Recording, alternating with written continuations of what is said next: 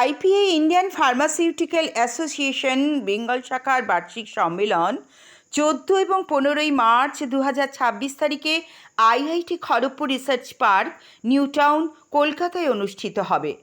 আয়োজক সংস্থা এবং সমিতির মূল সদস্য দেবর্ষী দত্তগুপ্ত চেয়ারম্যান, প্রভাস বন্ধু চক্রবর্তী সহ সভাপতি, ডক্টর মুক্তিপদ রানা সভাপতি আইপিএ বেঙ্গল শাখা এবং আহ্বায়ক, ডক্টর জয়ন্ত চৌধুরী সাংগঠনিক সম্পাদক, অশোক কুমার মাইতি সচিব আইপিএ বেঙ্গল ফার্মা এবং নির্বাহী সম্পাদক, পিকে নাথ কোম্পানি, ডক্টর আহ্বায়ক ডক্টর পুলক কুমার মুখোপাধ্যায়, বৈজ্ঞানিক কমিটির চেয়ারম্যান ডক্টর সুভাষ সি মণ্ডল, জাতীয় সম্পাদক আইপিএ ডক্টর আর.এন. গুপ্তা সহ জাতীয় সভাপতি Arup Kumar Chatterjee, deputy drug controller.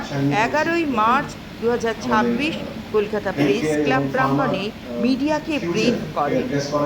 এই বছরের সম্মেলনের থিম হল ক্ষমতায়ন, গ্লোবাল হেলথ কেয়ার, উদ্ভাবন, বিতরণ এবং অনুশীলন। দুদিনের কনভেনশনটি সেক্টর এবং সম্পর্কিত ডোমেন থেকে 1200+ দর্শক, 800+ প্রতিনিধি এবং 50+ প্রদর্শকদের আকর্ষণ করবে বলে আশা করা হচ্ছে।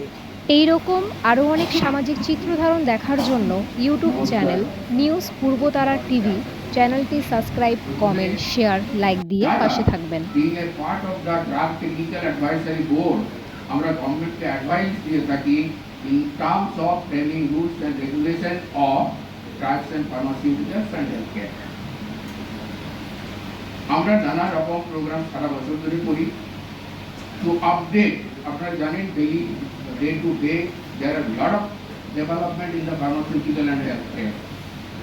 তো আমাদের লোকজনকে আপডেট করার জন্য আমরা রেগুলারলি প্রোগ্রাম করে থাকি, যেখানে আমাদের অনেকগুলি সায়েন্টিফিক সেমিনার করার মতো হল আছে। সেখানে আমাদের প্যারালাল সেশন চলবে এবং বিভিন্ন গুরুত্বপূর্ণ টপিক নিয়ে আমাদের সেই আলোচনাটা হবে।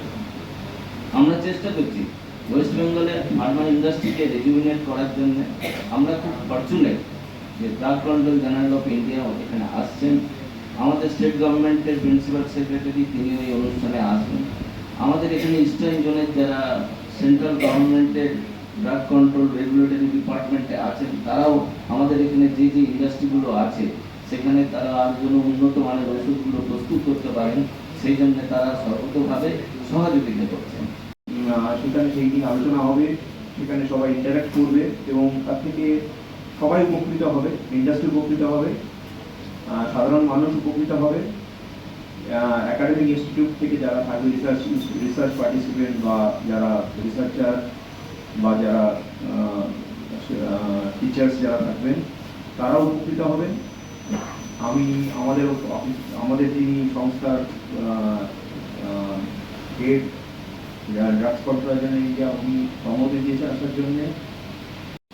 পেশেন্টরা কিভাবে ভালো উন্নত গুণমানের ওষুধ যারা পান তারা কিভাবে পরিষেবা ভালো পেতে পারেন তার সম্বন্ধে সায়েন্টিফিক ডিসকাশনস তার বিজ্ঞানীরা বলবেন এবং এক্সপার্ট টপিক আমরা রেখেছি, সবগুলোই গুরুত্বপূর্ণ। Regulatory excellence and quality systems.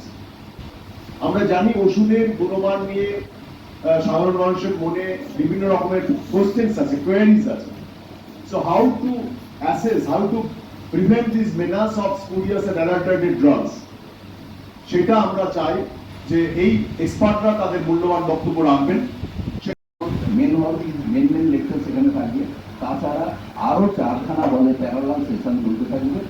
প্রায় 400 রিসার্চ পেপার আমাদের এখানে ইভালুয়েট হবে ওরা এবং পোস্টার সেশনের মাধ্যমে। আশা করি আপনারা সবাই আসবেন এবং আমাদের এই প্রোগ্রামকে সফলমণ্ডিত করবেন।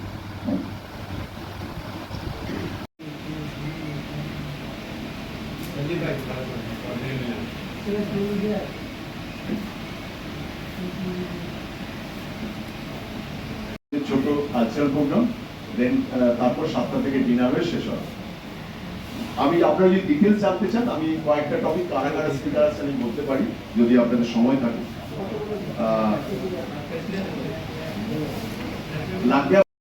আমরা রিলেট করতে চাই আমাদের ইন্ডিয়ান সিনারিকে। আমরা একই সাথে একই পঙ্ক্তিতে আমরা বসতে চাই। তো যা যা ডেভেলপমেন্ট বিদেশে হচ্ছে, যা যা ডেভেলপমেন্ট উন্নত কান্ট্রিগুলোতে হচ্ছে, সেগুলো থেকে আমরা ইনপুট নিয়ে আমাদের কান্ট্রির রেগুলেশনস এবং যা যা হেলথ কেয়ার সিস্টেম, যা যা আমাদের মডিফাই আপডেটিং করা দরকার সেটা আমরা করতে চাই। এই Hyderabad they are coming first, এবং এই ডিপেন্ড করে প্রত্যেক ইচ অ্যান্ড এভরি ইয়ার কার এক্সপোর্ট পোটেন্সিয়ালিটি কেমন আছে তার উপরে কিন্তু ডিপেন্ড করে। হয়তো এই ফাইন্যান্সিয়াল ইয়ারে তাদের হচ্ছে যেভাবে এক্সপোর্ট পোটেন্সিয়ালিটি ডেভেলপ করেছে তার উপরে অলরেডি আমরা বলেছি, আমাদের কলিগরা বলেছেন যে ডিফারেন্ট টপিকস আছে, ডিফারেন্ট টেকনোলজি আসছে, সায়েন্টিফিক থিওরিজ আছে। যেমন ধরুন ওমিক্স টেকনোলজি বলা হয়, জিনোমিক্স, প্রোটিওমিক্স ইত্যাদি ইত্যাদি।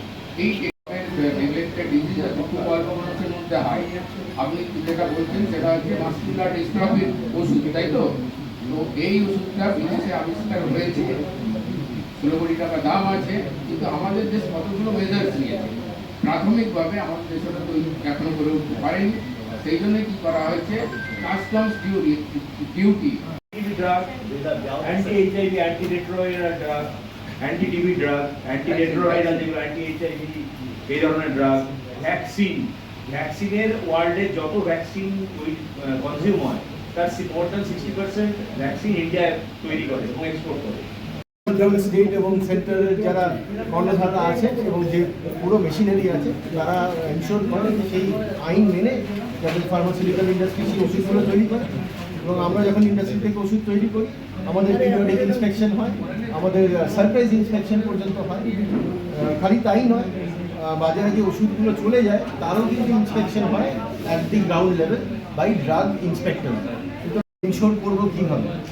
ইন্ডাস্ট্রিও এনশোর করবে যে আমরা যাতে ভালোভাবে ভালো মানের ওষুধ তৈরি করি, আইন ফলো করি, এবং যারা রেগুলেটর আছে তারাও এনশোর করে যে তাদের কাজটা যেন ঠিকভাবে হয়।